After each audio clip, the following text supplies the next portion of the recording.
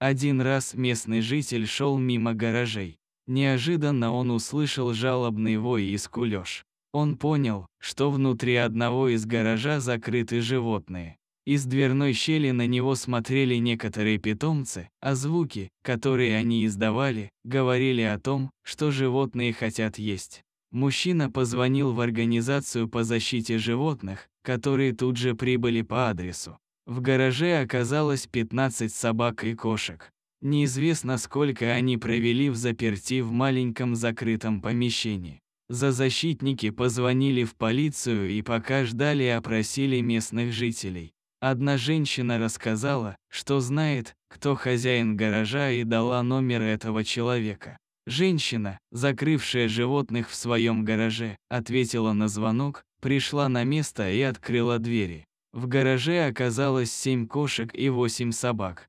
Все они были истощены и больны. У всех оказались блохи и у некоторых лишай. Видно было, что питомцы голодали, а из-за постоянной изоляции боялись людей. Женщина рассказала, что закрыла всех этих животных в гараже для того, чтобы спасти их от всего плохого, что им грозит на улице. Таким образом, она собирает кошек и собак с 2011 года. Она утверждает, что каждый день приходит к ним, чтобы накормить и погулять с собаками. Руководительница общества сказала, что может понять благие намерения этой женщины, но объяснила, что в таких условиях животных нельзя содержать, поскольку это опасно для их здоровья и жизни.